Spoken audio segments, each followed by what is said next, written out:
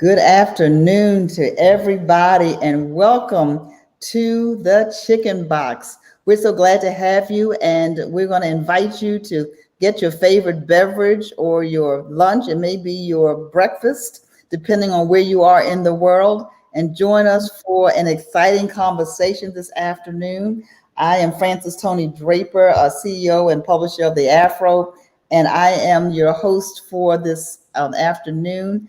Neither Kevin nor Misha will join us today, and so you may just want to put in a hey to them in the chat. They'll look at this a little later, but I am so happy to have with us today Dana Peck, who is our Director of Digital Solutions and also an Afro board member. Hey, Dana, go ahead and just introduce yourself. Hello, everyone. Excited to be here on this special day. Thank you for joining us. And please, if you know someone who might enjoy this content, please share it. All you have to do is click on that share button. You can share it to a group or an individual. It'd be great. You could tag that special person who would appreciate this content today. Thanks for having me.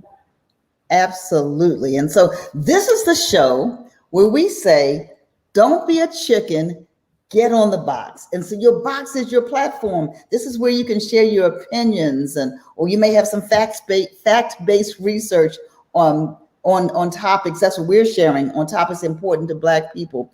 And so here we hope to talk about stereotypes and to dispel myths about the Black community. So again, as we've already said, grab your lunch, grab your breakfast, grab your favorite beverage. Mine happens to be hot tea, even in the summertime. And, comment, let's talk with each other. So we want you to weigh in on today because we say, don't be a chicken, get on the box. Right. And so we know that certain topics hit differently depending on what age group you might be in. And so when you weigh in and put your name in your comments, let us know. Are you a baby boomer like I am? You're born between 1946 and 1964. You don't want to do that math, and so you're between the ages of 57 and 75, or maybe you are part of Generation X. Dana, is that you, Dana? Is that Generation X, 1965 to 1979? Maybe you are, I haven't heard of this one, Dana, Exennial between 1975 and 1985. The millennials are between 1980 and 1994. And then you may be an iGen or a Gen Z between 1995 and 2012. And somebody might be saying, wait a minute, you forgot about me. I'm born before 1946. Then you are known as a builder. You are a builder. And so if you're born before 1946 and you are a builder, just go on and put that in the chat. And so today our topic is Black people versus music. Black people versus Black music. And we have some special guests we're going to bring on well, Dana, come on, let's bring our guests on. Okay. Let's bring our guests on. Who would you like to see first? Can we bring everybody on? Okay, we're going to bring everybody on. Let's bring them all on, and then we will have them introduce themselves just in a moment. And so we all know how important music is to the Black community in particular. And so in many instances, we have created musical genre and trends we've done this for centuries. And so this month of June is not only Black Music Month, but it's our We're Still Here theme is on Black Music Month. But before I ask Jessica to tell us a little bit more about this month's We're Still Here and why we decided to focus on Black music, let me introduce and these are really, we said guests.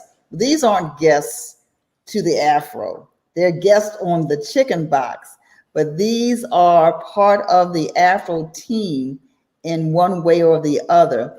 And so we're going to go around and I'm going to just ask them to introduce themselves this way.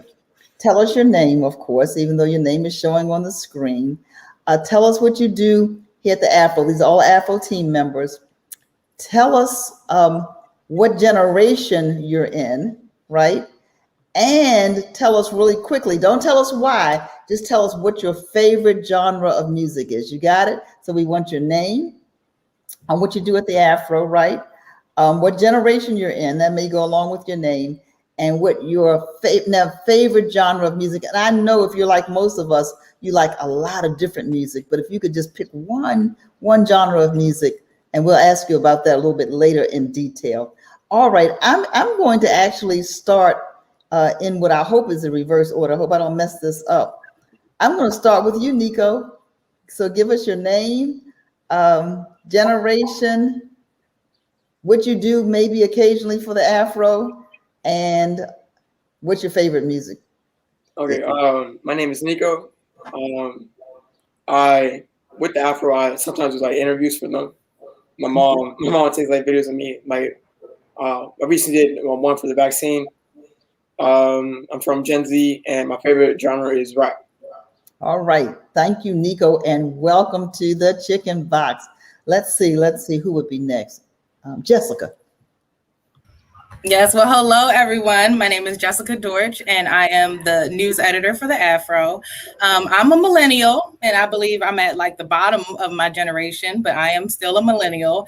And I'd have to say that my favorite genre is oldies but goodies. And now that could be R&B, neo soul, but I feel like oldies but goodies is its own genre. So I'm gonna go ahead and rock with that. Okay, you're gonna be like Misha. We're gonna make you a boomer millennial, right? Yep. Okay. It's a badge of honor. Badge of honor. Great. Welcome, Nico. Welcome, Jessica. Sean Yost. I'm Sean Yost, proud Gen X. Oldies but goodies that's rather subjective, Jessica. It's rather subjective. But my favorite genre of music is house music. I'll say house. Okay, house music. And what do you do at the Afro? All right. I am a senior reporter at the Afro American newspaper. All right. And columnist. And columnist, senior reporter and columnist. All right, Diane Hacker, tell us, well, I just gave your name, but go ahead and tell us a little bit more about you. Diane Hacker. I am the Director of Community and Public Relations with the Afro. I am a proud baby boomer, and my favorite genre of music is gospel. Okay, all right. So again, I'm Frances Tony Draper. I'm CEO and publisher of the Afro. But before I introduce myself, Dana Peck, go ahead and introduce yourself. Thank you very much. Dana Peck, I'm the Director of Digital Solutions, and also part of my job is making sure every one of you are a subscriber, because subscribers are now members. So if you are not, I'm going to quick plug and say, please visit afro.com and become a member. And my favorite genre as well is house music, which I heard when I went to school in Baltimore back in the day. So I am a Gen X too, and that's my favorite music. Okay, before we continue this conversation, so Dana, what do you mean become a member? What's that mean? Well, like I said, subscribers are now members. So subscribers will receive the print edition and as well the digital edition of our weekly newspaper. And you'll receive a bunch of perks now. We have discounts for local businesses, as well as some special e-blasts. And then soon we'll be having some upcoming events, thanks to Miss Diane. So we want everyone to become a member so you can enjoy all of those benefits. Okay, but suppose I just want the digital. Can I just get the digital? Of course, you just get the digital. Like, all right, I can just get the digital. All right, that's good. Again, I'm Frances Tony Draper, CEO and publisher of the Afro. And I forgot my own question, but my favorite genre of music right now is gospel.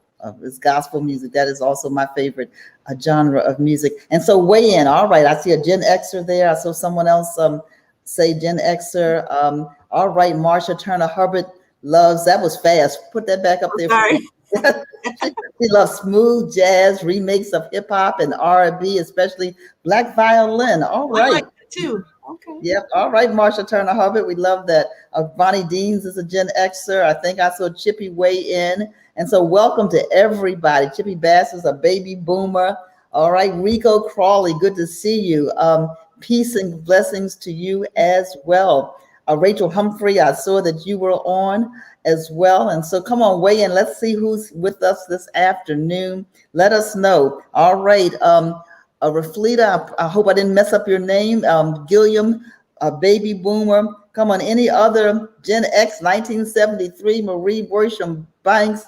Hi, Marie, good to see you as well, tuning in from Michigan. Byron Deese just got a thumbs up. Is that a thumbs up for a Gen Xer, Byron Deese, or just a thumbs up for music? Come on, let's share this broadcast.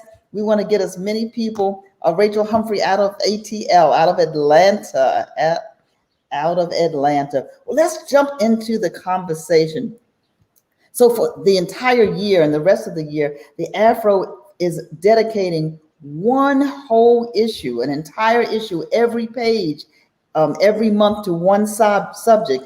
And so, Jessica, I hope I don't get this mixed up, but in January, we talked about what? What was our January theme? Community activists. Okay, how about community activists and activism?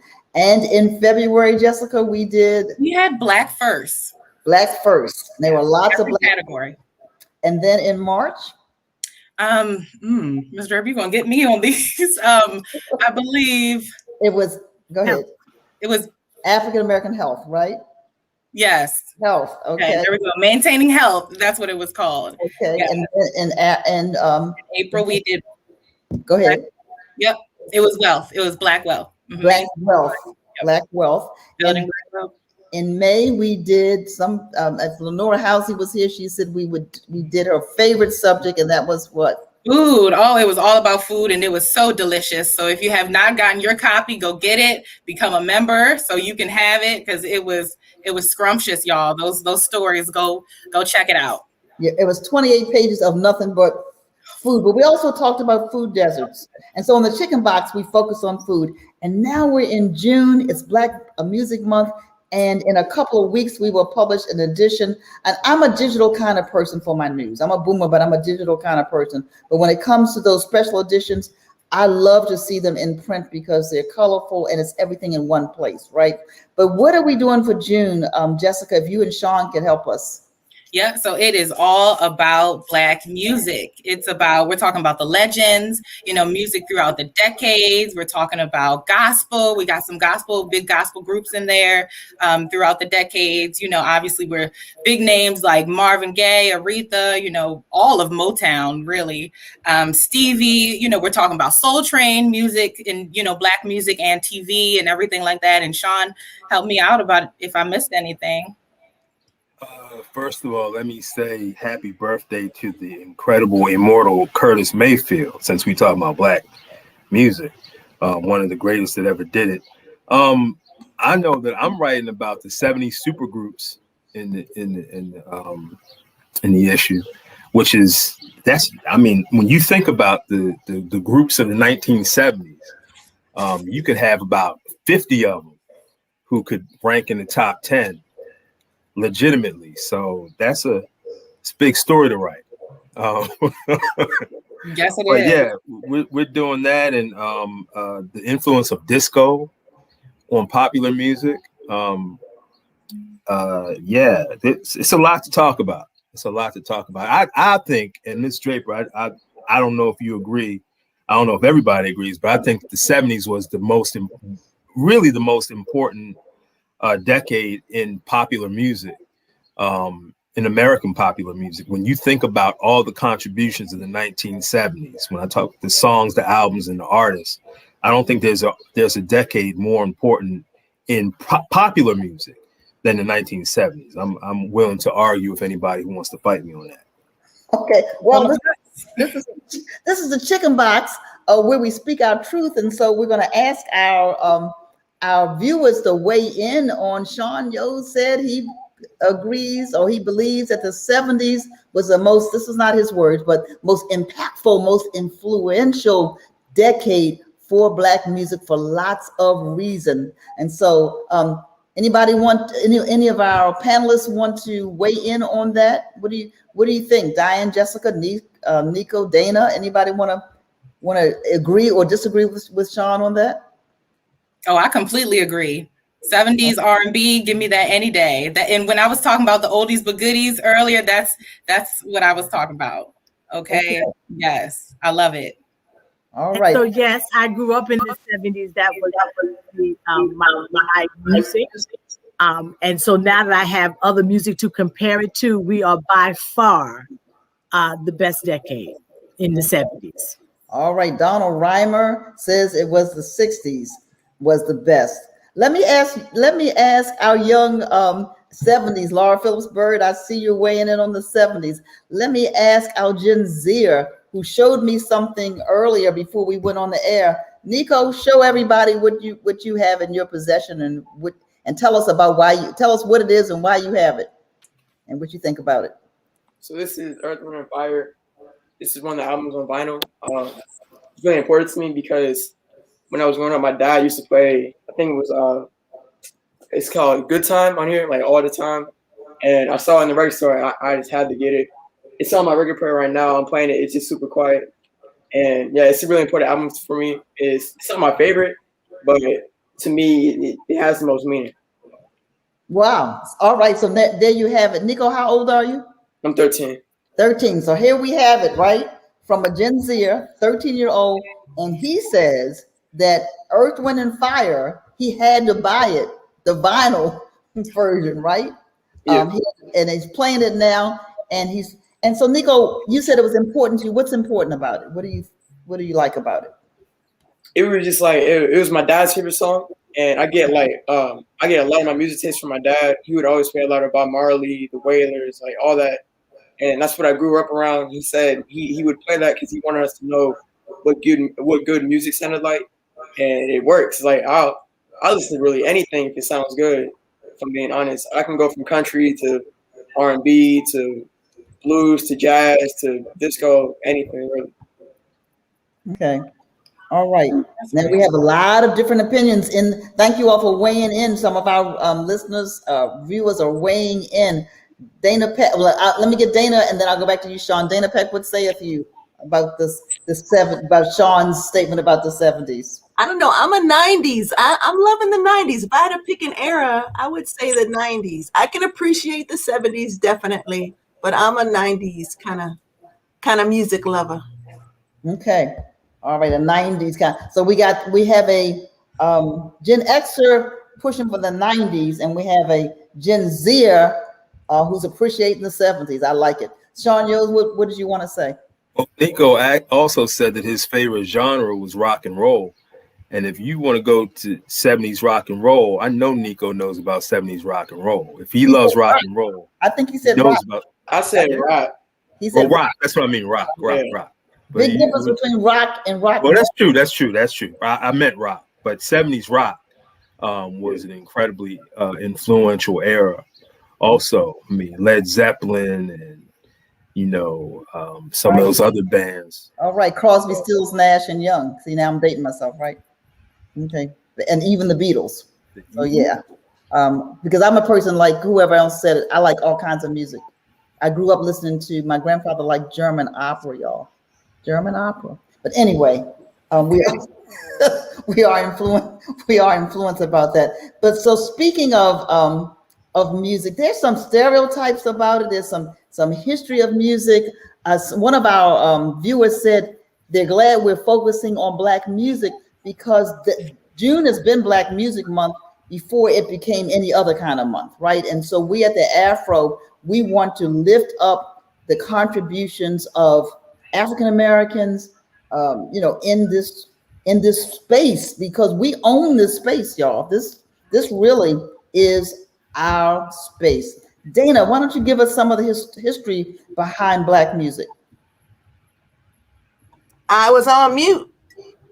But you're good. Okay, that's right. Okay. So an historian named Stephen Lewis said that describing the African American culture influence on American music in all its glory and variety is an intimidating, if not impossible task. And I think Sean alluded to that as he's saying, and Jessica, as they're putting together this issue, it's so much of an influence that African Americans have on music, and that the African musical heritage that has carried with us has become a part of the American musical culture. And that was mixed with the traditions, the African traditions, with those from Europe and the Americas. And the most distinctive features of African American musical traditions can be traced back in some form, surprise, from Africa, of course. And many of those expressive performance practices seen as synonymous with African American music includes blue notes, call and response. Sound familiar, everybody? Have their roots and techniques originally developed in Western and Central Africa before arriving to the US via the Middle Passage. And over the centuries, African American musicians have drawn on this ancestral connection to Africa as a source of pride and inspiration.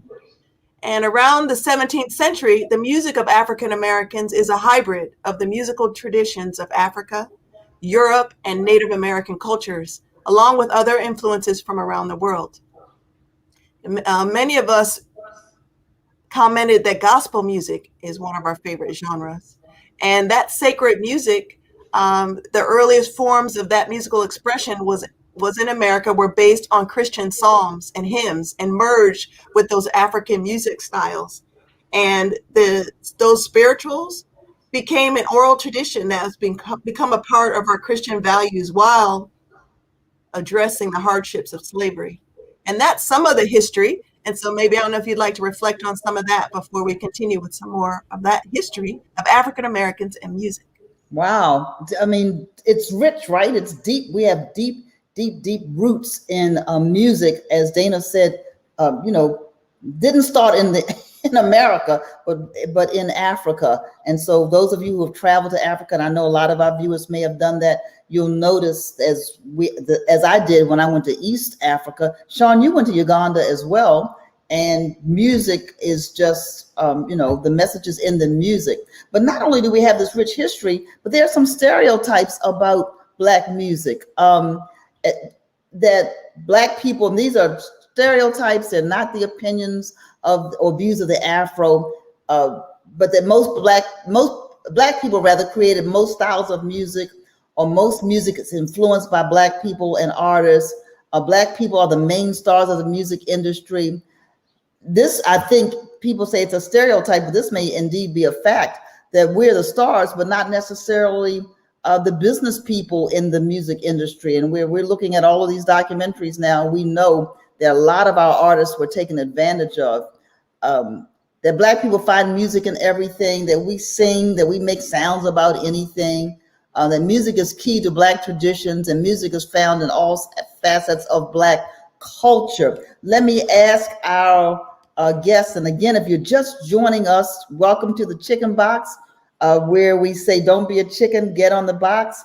And today, as we talk about Black Music Month, the month of June, we're pleased to have members of the Afro family, Afro team, who are weighing in. And so I just want to ask Jessica, Diane, Nico, Sean, and my co-host for the day, Dana, have you heard any of this history? Have you heard stereotypes? I mean, what's your take on the role of Black music? Anybody want to jump in to that conversation, as well as our viewers? Amen.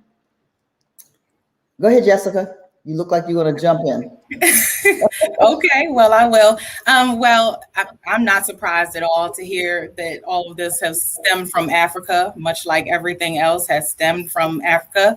That's why we call it the motherland, right? But it really just made me think about like the influence of jazz and the blues and things like that, and what people would call soul music. It was us singing from, it derived from those hymns and from those really like songs that really just hit straight to the core, of how we were feeling. Like, in the field, they would sing songs just to continue to help them get through the day, so we carried those traditions on and things like that. But not so much today, unfortunately. The music of today is, it's just a turn off even for me. The trap music, the lyrics are off, the beat is cool sometimes, but it's kind of like, for me, I just need substance. I miss music that actually said something, which is why I love the 70s so much, because they were saying something. The music was reflective of the times. And so I'm not sure if I can, if that still holds true today, because this music, I don't know what it's reflective of, but I'll get off the box. No, that's why you're supposed to be on the box. And we have some of our viewers, Dana, that are on the box as well. So we want to honor their comments. What do you think about that, Nico? Anything to add to what Jessica said? I feel like I grew up, on trap, on, coke rap, on Like my favorite rapper is Kanye, but Okay. like most of the time I'm listening to trap. I'm listening to like most of my playlists are rap, but I feel like it is a stereotype like to say like when this generation's music, it's like all trap because like you think about like Kendrick Lamar, J. Cole, Freddie Gibbs, like all those type of art. I feel like I have this album right here. It's called Okay. This is by Kendrick Lamar. He talks about black people, black struggles, like all that is. I would recommend this to everybody watching and all of our guests because it came out. I think it came out 2015. Okay. I think it'll help you. I really get into today's generational music. Okay. Like the Kendrick Lamar music, and then I think Jessica was talking about some of the other music that's doesn't have such a clear message as that. But thank you, Nico. Diane, what do you think? Let me get off mute. So the music today, you just don't hear their voice. It's not music. It's all of these different soundtracks that they can use, the equipment they can use, and you never hear the voice. You know, as I'm sitting here thinking about when you're talking about music, what resonates for me is like there was a Motown sound, there was a Philly sound, like you knew their music, you could identify with what they were saying, you could feel it. So as I said, gospel has become my favorite. I grew up R&B, and so when I say I'm a 70s, it was the late 60s with the Supremes, the Temptations, Four Tops. They were delivering music and a message when they were doing their lyrics. I mean, till this day, Marvin Gaye, What's Going On, is still like at the top of the list, going across, transcending over decades. You still have What's Going On and Let's Get It On. Those two will still be paramount in the music industry. Okay, thanks. Sean Yos, what do you think? So what Nico was saying about like Kendrick and J. Cole and others is important, is an important distinction, because those are artists that could translate in different decades. But I think the problem, not the problem, but I think the challenge for Black music going forward is that you have fewer and fewer of those artists that can transcend decades. Again, you know, Kendrick can do that. Kendrick would be great in any era, I think. But you had, you know, music from the 70s that will literally never die or go away. I mean, Stevie Wonder's Songs in the Key of Life is going to be at the top of the greatest albums list for a lot of people for decades to come. Diane just mentioned Marvin Gaye. I would say not just Let's Get It On and What's Going On, but the other, my favorite Marvin Gaye album is it's with the song After the Dance is on it. I'm drawing a blank on the actual title, but the point is that the 70s music was a transcendent era, and unfortunately you have fewer and fewer transcendent artists coming out today. I would name the other one that I would name is the artist Her.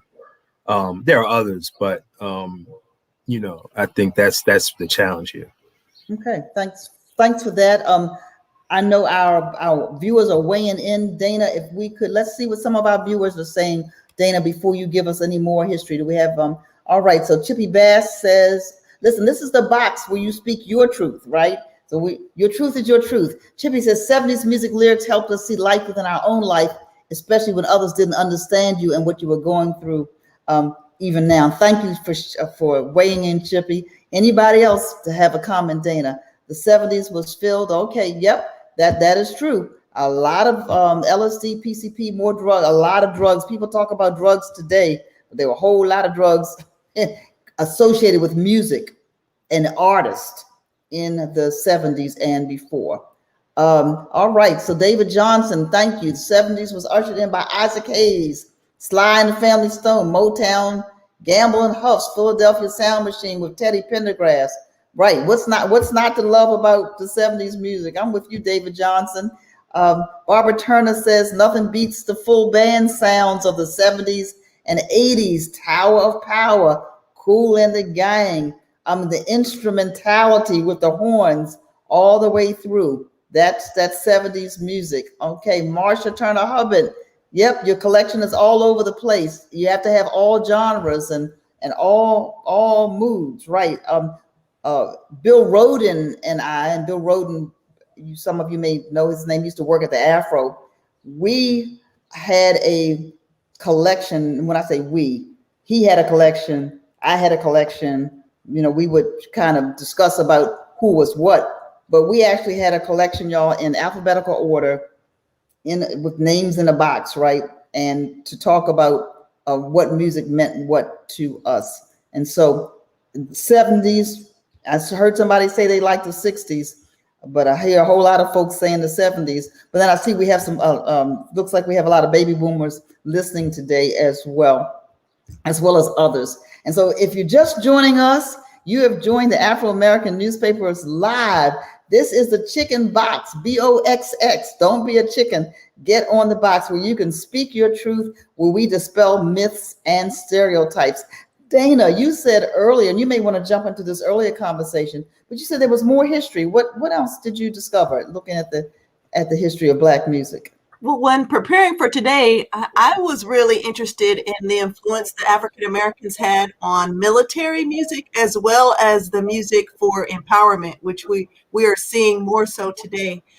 But beginning with the influence on military music, beginning with the Revolutionary War and continuing through all of the wars, actually, African Americans were participants in the military bands and incorporated most of the culture, as we referenced before, the jazz styles and song selections, and toured entertaining the troops across Europe. And they also, more recently, a lot of African American culture and music popularized the idea of racial integration, and music played a central role in the African American civil rights struggles of the 20th century, and in all the movements as we see now for equality and justice. Thank you so much. Now, we talked about our favorite genre of music, right? And some of us mentioned different artists. Nico talked about Kendrick Lamar, but I want us to think about, and I want our audience to weigh in on this, Philip Birds at Parliament Funkadelic. If you had to pick two, I'll give you two, because I know it's hard to do one. Two artists, or two songs. You might know the artist, you might know the song, might know part of the song that really resonates with you personally. I'm going to ask our panel, give us those one. It could be one or two artists that really resonate with you and why, regardless of when. It could be all right. Somebody loved Al Green, right? The Reverend Al Green. And so who wants to start? Anybody want to just jump in there? Who's your absolute favorite? All right, Sean, we're ready. Tell us who and why. It could be more than one or two. Marvin Gaye is my favorite. What can you say? I mean, he was all of it. I mean, there's literally nothing that he did. He did everything. He was great at everything. And he just, tortured, complicated cat, but it takes a lot of bravery and courage to kind of express the way Marvin Gaye expressed himself, and he expressed it for a generation. So he's my favorite. I mean, I can sit here and name a whole bunch of others, but it's Marvin Gaye's number one for me. Marvin Gaye, all right, number one. Oh, by the way, here's the rule, guys, for the panel. If somebody took your artist, you got to come up with another one. That's why I said think about one or two. And the album was I Want You. The one that is my favorite Marvin Gaye album. Okay, and any particular reason why that's your favorite? It was very diverse. It had a lot of different kind of flavors to it, and honestly, as an artist, for him to come back with a third great album in a row was really an amazing feat. You just think about the quality of music back to back to back, and that's why the cat was he was heavy. All right. I see there's a Maze fan featuring Frankie Beverly, and I saw something else pop on the screen. Oh, Prince. And somebody else agrees with you. Craig Talley agrees that Prince and Marvin Gaye. Gracie Favors thanks for joining us. She says Earth, Wind, and Fire and Marvin Gaye. Marvin Gaye ranks right up there. All right. Bonnie says, but she wants to push and tell you why she likes Frankie Beverly and Mays about love and inspiration. That's good. Dana Peck, do you have a favorite artist or artists? This is so difficult, but I would say all time, maybe Sade. I really enjoyed her smooth, sultry sounds, and like others, sustained the test of time. I remember seeing her in person in Colorado in an amphitheater. It was just a wonderful concert. So I would say Sade.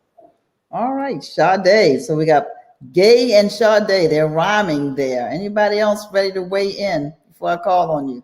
Okay, so I'm gonna first start out with, since I was 8 years old, I have loved, anybody knows me, I love Diana Ross. So Diana Ross has always been at the top of my list for everything. But Phyllis Hyman, if I have to say one of my favorites as I was growing into adulthood, I would have to say Phyllis Hyman. All right. Why Phyllis Hyman?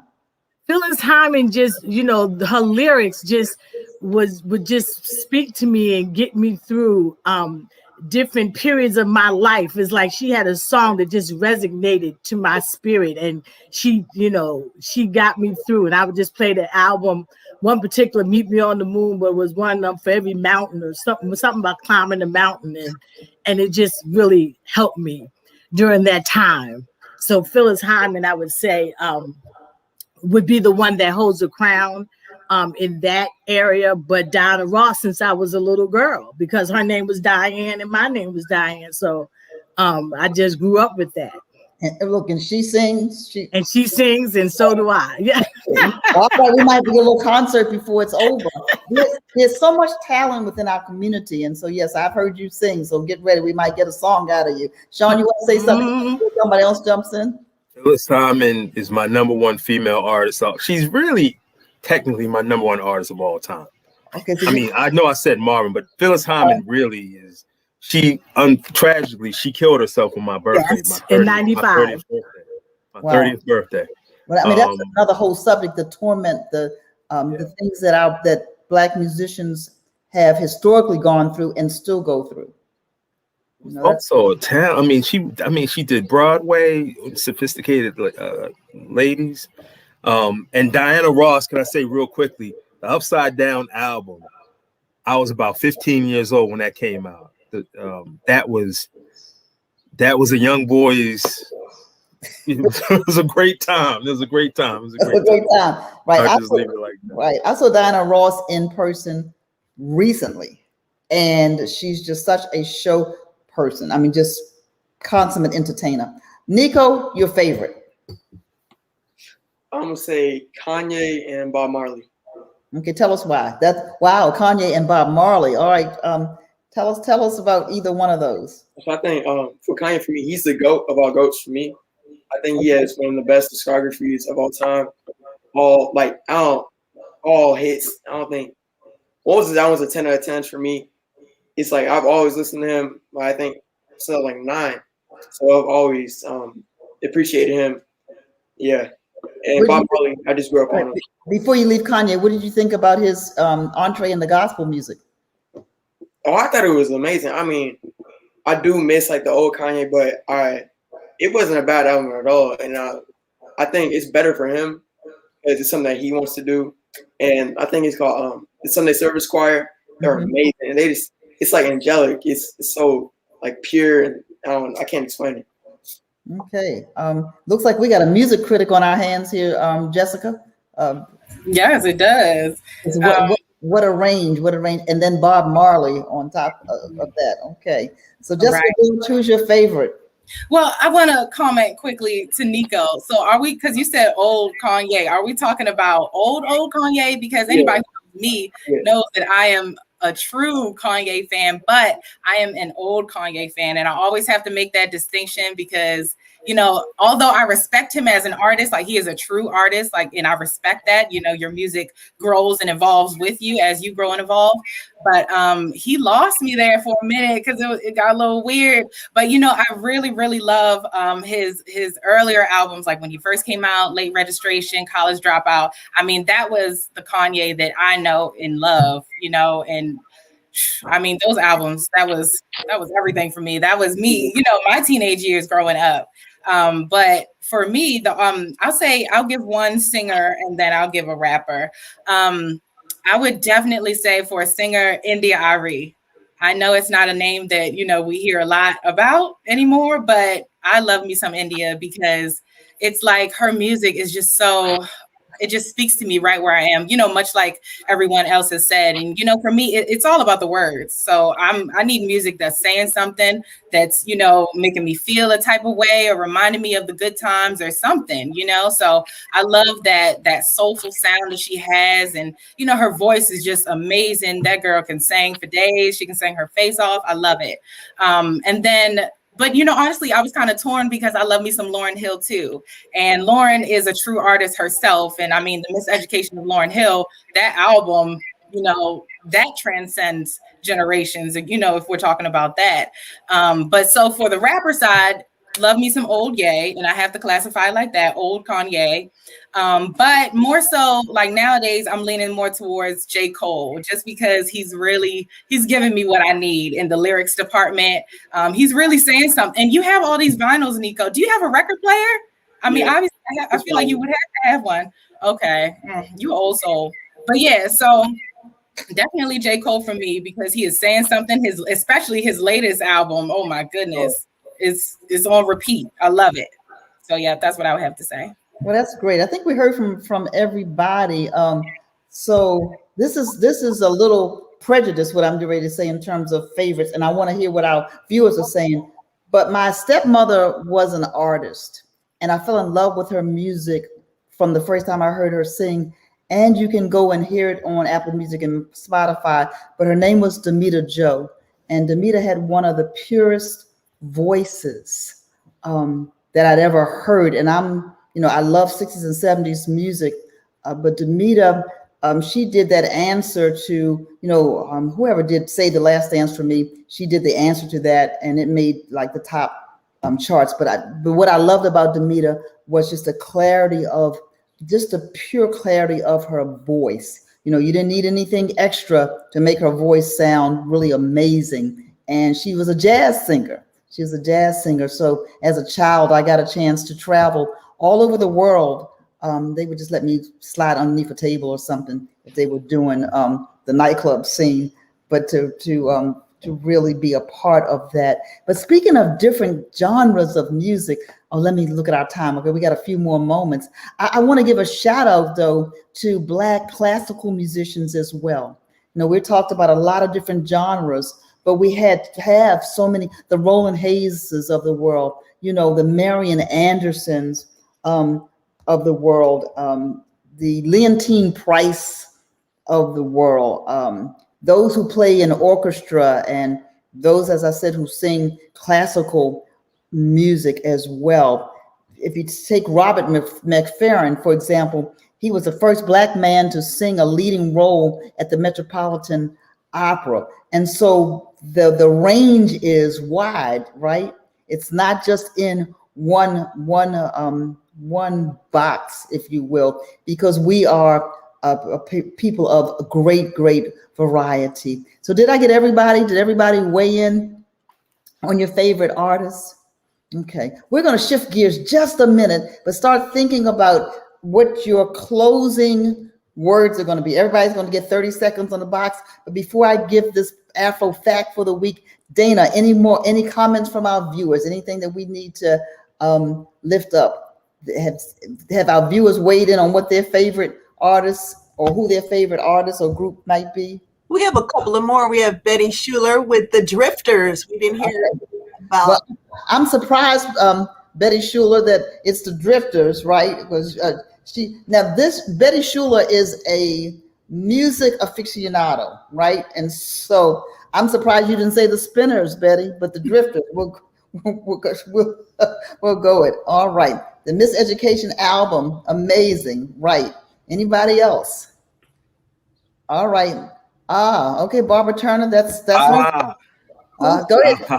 Go ahead, Sean. You want to say Damn. something? Now go ahead, Sean. Chic, my favorite band of all time, produced the Upside Down album for Diana Ross.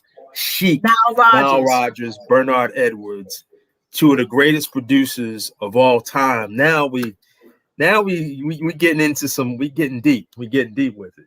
Yeah, we getting deep with it. We could go for another hour just talking about Chic, but right, talking about Chic and talking about the people behind the music, right? The people behind the music. Denise Dorsey, we see you, Stevie Wonder and Ella Fitzgerald, right, as two favorite artists. Little Anthony and the Imperial. All right, Tears on My Pillow. Oh, let her broken heart. That's really poetic there, Chippy Bass. Let her broken heart to love again. Remember young love. Yolanda Adams.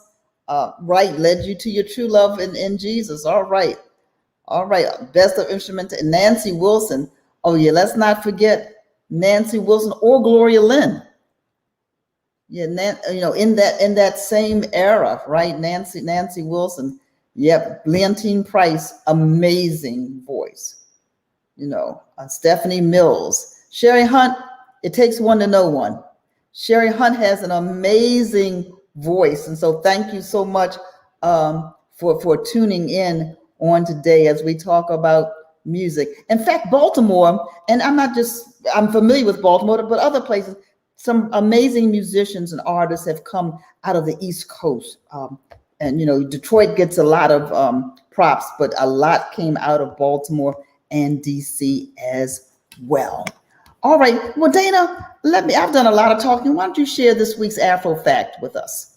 Okay, I have to find it first. You got it? Yes. Well, it's interesting because this week's Afro fact is very timely because it's about Tulsa. And many of us have seen on the news of the various reports of the commemoration of the centennial of we call it the riot, they used to, but it was actually the massacre. So in 1921, the Afro reported on with the headline reading, "Worst Race Riot in the History of the Country About Over." And the article was, of course, referencing the Tulsa race massacre, which happened 100 years ago on June 1st. And there have been several commemorations this week. And I thought what was interesting is that President Biden was the first president first president to visit Tulsa to commemorate this historic event. And at the time of the article, the numbers were not completely clear. And many reported that the numbers of people that were killed were much lower. But, the Afro was there and got the facts right and reported that there were several hundred African Americans that were killed during that massacre. And in the article, it said dead people were lying in the street and damages were estimated up to $5 million. And this was in 1921. And so the Afro was able to report on facets of this massacre that you would not read elsewhere. So this is this week's Afro fact about the Tulsa massacre. Thank you, Dana. And someone wrote me yesterday, sent me an email. Their family is from Tulsa, and so they've passed down stories, of course, of what happened in 1921 from generation to generation. And he said he wanted to thank the Afro. We were the very first to report on this accurately. As other people sugarcoated it, downplayed the numbers, downplayed what really happened. And so for those of you who are interested in the Afro's 1921 coverage of the Tulsa massacre, the Enoch Pratt Free Library, which is the free library here in Maryland, library cards are free, access is free, but all of our papers from 1893 through 1988 are available and free online in the Enoch Pratt's historical newspaper, Black newspaper collection. And so you can just find that. You have to have a library card. That doesn't cost anything. Get a library card, and then search for it. And if you put Tulsa in the search, once you get on the Afros into the Afros collection, you should pull up probably, I don't know, Jessica, how many articles? 30 or so or more. article, more than that. Just and then when we commemorated the anniversary of what happened in 1921, then you'll find some later papers that just repeat that, and including this week's edition that has a big picture of the 107-year-old survivor of Tulsa. And so those facts are there. That's what makes the Afro unique. And I'll repeat what Dana said earlier. Go to afro.com. We need your support. Sometimes, you know what, we don't get support for one another because we don't ask for it. We're asking for it. We need your support. Afro.com. And Kevin, if he was here today as our co-host, he would say for less than the cost of 2 Uber Eats, you can become a member of the Afro. All right, now it's time for Hot Grease. Dana, do you want to introduce Hot Grease? Or you want me to introduce Hot Grease? You got it? Oh, okay, you're on mute? All right, I'll introduce Hot Grease. Hold that cup up again, Dana. And so you can also go to theafromall.com and you can get your own You're on Mute mug. Let me thank our guests. Let me thank everyone who weighed in and those of you who hung in there with us today. Thank you for your comments. This show could not happen without you. And so Hot Grease is the moment where the grease is getting super hot. You are on the Chicken BOXX. And for those who are not from Baltimore, we know 4 wings and a fry. That's what Chicken BOXX is. And so the chicken's getting cooked and crispy and the topics are spicy. And so here is this week's question. Though we have house and trap and reggaeton and more, there's a controversy that recent generations of Black Americans have not created a completely new style of music in comparison to the new genres of the past. Is Black music in danger? Is Black music in danger? That's your Hot Grease topic. And if you say, well, I don't know what to say about that topic, you got 30 seconds to say anything that you want about Black music in these last couple of minutes. And so I introduced Nico first. I'm going to have Nico go last, okay? I'm going to start with, so you know which way I'm going. I'm going to do Diane, and then Sean, Jessica, Nico, and then Dana, and then I'll finish out. All right, Diane. I think that Black music has always been in trouble. I think from back in the day when Elvis Presley was stealing our music, and so it continues to be in trouble. But we just have to own it. They'll try to duplicate it, but they will never, ever get to where we are. So yes, it's always been a problem, Black music. Okay, Diane, we're coming back to you because I do want you to sing a couple of bars at the end. So just get a song in mind. Get a song in mind. Sean Yos. Yeah, I have to echo what Hacker said. I mean, Black music is in danger because Black people are in danger. And we've been in danger since we've been here. So, you know, but we still hang on. And I'm hopeful that Black music will hang on as well. And hopefully, because I'm an optimistic guy, we will prosper along with Black music at some point. So that's right. Thank you. And thank you, Sherry Hunt. We have to keep it going. Jessica Dortch, what sayeth thou? You know, I don't think that it's so much that Black music is in jeopardy, although I can understand the points of Miss Diane and Sean. But I think at this point where we are in 2021 with Black music, I think that we need to have a come to Jesus moment because we need to redefine, you know, what it is that we want and what it is that we want to be known for. So, you know, generations down the line, decades down the line, people can look back at this time and say, you know, this is what this music was about. And it was reflective of the times and it did, you know, all these different things. But I also wanted to make a point that I feel like I should have made earlier in the conversation that, you know, with the influx of technology in the studio and everything like that, I think that now we have what are called studio singers. So Miss Diane, you know, previously she was like, you know, there's no voice because these people don't have to sing. They can just get in the studio, sing, you know, talk or whatever, do whatever it is they do. And then the engineer, the people who are behind the scenes, they make a star, you know? And so I feel like that's You know, that's the soul music that we know and love, that's been lost, you know, in translation. And so we need to get back to that. We need real singers back, okay? Because I'm tired of going to these concerts, paying all this money to go up here and see somebody who can't even hold a note, you know? But when I hear your record, it says something completely different. So, you know, I'm gonna get off the box. All right, the box is here, and you're right, Craig Talley. Nobody can take our swag or our culture, right? Terms of artistic or monetary, both. That it's both. Nico, what do you say? I feel like it's in jeopardy. I don't think it's in danger. I feel like every so years it becomes stagnant, but there's gonna be like someone's new coming out or becoming bigger. That's gonna change it. Like trap wasn't a thing in the 2000s. It was really coke rap and gangsta rap. So I think as like we progress, there's gonna be new genres, there's gonna be new people, new styles, new dialects, new beats, new production, like all that. I think that's gonna keep it alive. And I think, Nico, young people like you, 13, that have your heads on straight, you're gonna keep it alive.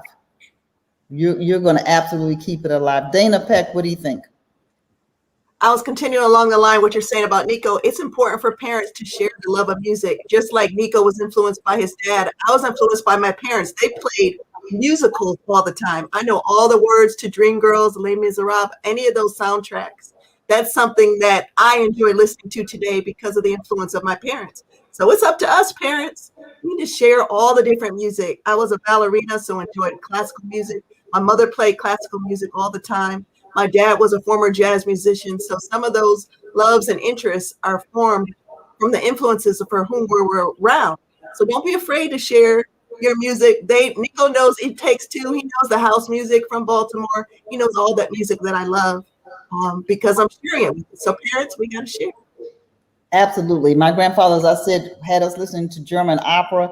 And those of you who knew my dad, Biddy Wood, you know what kind of music he sung and what his famous song was, right? And so Bonnie Deans is looking for the beehives. You know, somebody's looking for the whispers. And guess what? Nobody said Michael Jackson, Beyonce, Jay-Z, in this OJs, in this conversation, so many. I think I agree with Nico. I think that Black music is here to stay, but we have to keep our eye on the business side of music.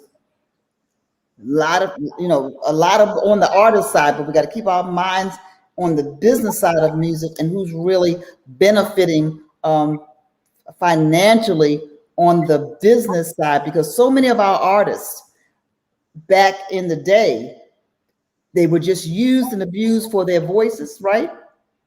And didn't make a dime, died penniless. And yep, Laura Berg will tell Impeccable that he is missed. All right, we've got a minute or two. Let me thank those of you who viewed, who watched us. Thank you for your comments. You guys have been great. We do miss both Misha. Keep Misha in your prayers. She is still with her mother, who, as we know, had an medical emergency about a month and a half or so ago in Chicago. But Misha is working behind the scenes, so she helps us with our getting us together for Chicken BOXX. And Kevin will be back next week. We're going to continue the Black music conversation the entire month of June. This was just the entree. Thank you, Sherry Hunt, as well. Hope you enjoyed. And now, Diane, I have not forgotten. I know you got your song ready. Amen.